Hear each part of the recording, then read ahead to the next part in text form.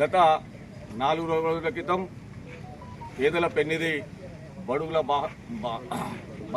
బలహీన వర్గాల ఆశాజ్యోతి అన్న అంటే ఏ అర్ధరాత్రి అయినా అపరాత్రి అయినా ఎవరికి ఆపతున్నా ఆ ప్లేసుకు పోయి వాళ్ళకి సాయం చేసే నాయకుడు ఈటల రాజేందర్ గారి మీద ఒక 420 ఒక భూజ కబ్జాదారుడు తూర్పు జయప్రకాష్ రెడ్డి వారిని అనాచితమైన మాటలు ఏవైతే మాట్లాడిండో వాటిని భారతీయ జనతా పార్టీ తరఫున తీవ్రంగా ఖండిస్తున్నాం.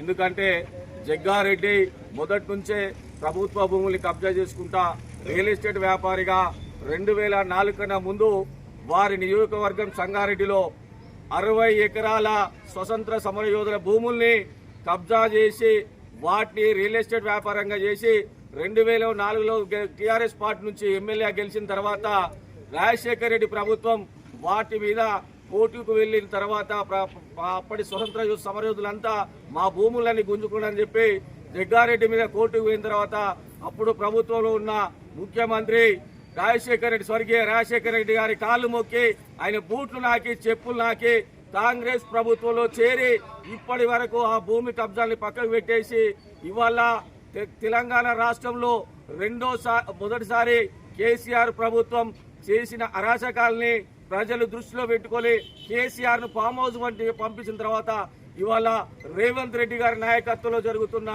ఈ కబ్జాలు, దాంతో పాటు హైడ్రా, దాని తర్వాత మూసి ప్రక్షాళన పేరుతో జరుగుతున్న గ్రామాలలో ఎవరైతే నిరుపేద కుటుంబాలయో రెండు రూమ్ల ఇల్లు 4 రూముల ఇళ్లతోనున్న పేదలు ఎవరైతే ఉన్నాయో ఈ హైడ్రా పేరుతోని హైడ్రా డ్రామాలతోని వాటి ఇళ్లను కూల్చడం, పెద్ద పెద్ద టవర్స్, పెద్ద పెద్ద రియల్ ఎస్టేట్ వ్యాపారుల భూముల్ని ఎక్కడ కూడా ఈ ప్రభుత్వం ముట్టుకోకపోవడం వల్ల నిరుపేదలైతే ఎవరైతే ఉన్నారో వాళ్ళందరూ ఈటల రాజేందర్ గారి దగ్గరికి వచ్చి, రాజేందర్ అన్న ఈ హైడ్రా వచ్చి మా ఇల్లు ఊలగొడుతుంటే ఇప్పటి వరకు మాట్లాడింది మీరే, మూసీ ప్రక్షాళన కోసం మాట్లాడింది మీరే, మూసీ పరివారక ప్రాంతంలోకి వచ్చేసి అక్కడ నిద్ర చేసి మా అందరికి మనోధైర్యం కల్పించారు.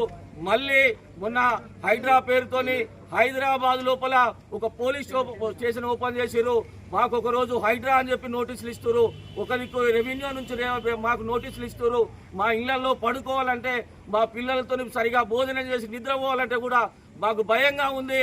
మీరు వచ్చి మమ్మల్ని కాపాడాలని చెప్పి ఆ ప్రజలు వేడుకునే సందర్భం లోపల ఈటల రాజేందర్ గారు అక్కడికి వెళ్లి ఆ ప్రజల ఆర్తనాలు, వాళ్ళ బాధలు విని ముఖ్యమంత్రి గారికి ఒక విన్నపం చేస్తే ముఖ్యమంత్రి నిజంగానే ఒక పిచ్చోడు, ఒక సైకో, ఏదైనా మాట చెప్తే నేను ఎవరి మాట అయినా నాది నేనే చేసుకుంటా అనే మాటల సందర్భంలో మాట్లాడతారు. ఈ రోజు రేవంత్ రెడ్డి కూడా నేను ఎవరి మాటలు వినను, నేను అనుకున్న నిర్ణయం తీసుకుంటా అని చెప్పి అన్న మాట మీద సైకోలేగా ముఖ్యమంత్రి మాట్లాడుతుంది అని చెప్పారంటే కాంగ్రెస్ నాయకులకు నిద్ర పడతలేదు. ఎందుకంటే పెద్ద పెద్ద టవర్లన్నీ మీ ఉన్నాయి, ఆ టవర్లలో పనిచేసే దాన్ని కట్టే వ్యక్తులంతా మీ వాళ్ళు, మీకు రావాల్సిన మూటాలు, బ్యాంకులు, మీ డబ్బు సంచులు, సూట్ కేసులు మాకు రాకుండా పోతాయని చెప్పి జగ్గారెడ్డి లాంటి ఊర కుక్కను ఈటల రాజేందర్ గారి మీదకి పంపించి వారి మీద అవాకు చవకులు మాట్లాడడానికి ప్రయత్నం చేస్తారు. జగ్గారెడ్డి ఖబర్దార్, గుర్తుంచుకో, ఈటల రాజేందర్ గారి మీద ఏ పిచ్చి మాటలు మాట్లాడినా మేము ఉరికిచ్చి హుజురాబాద్ నుంచి వచ్చి ఉరికిచ్చి సంగారెడ్డి వరకు తరిమి కొడతారని చెప్పి సందర్భంగా హెచ్చరిస్తున్నాం. ఖబర్దార్ జగ్గారెడ్డి, ఖబర్దార్.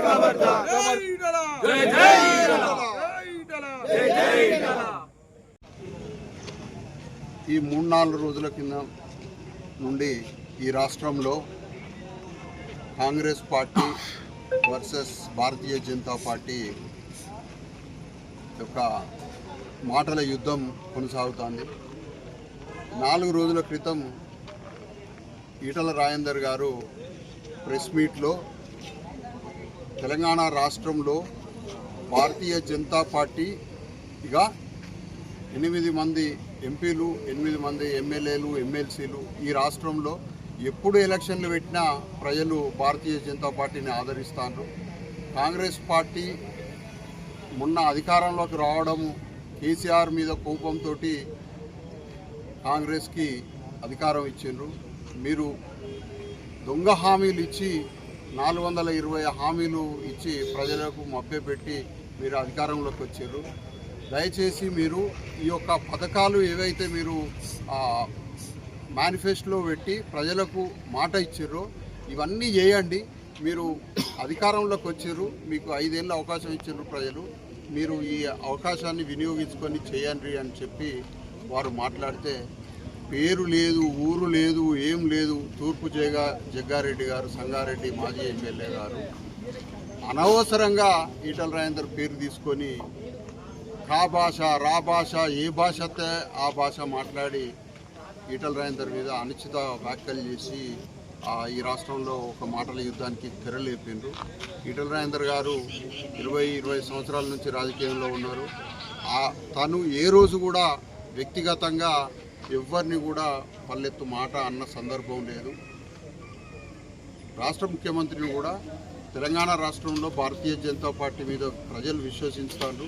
ప్రధాన ప్రతిపక్షంగా ఉన్నారు కనుక వారు ఏదైతే హామీలు ఇచ్చారో ఈ హామీలు ప్రజలకు అమలు చేయండి, వాళ్ళు 1000 కళ్ళతోటి ఎదురు చూస్తారు అని చెప్పి వారు ప్రధాన ప్రతిపక్షంగా ఉన్నారు కనుక వారు ప్రభుత్వాన్ని గుర్తు చేశారు.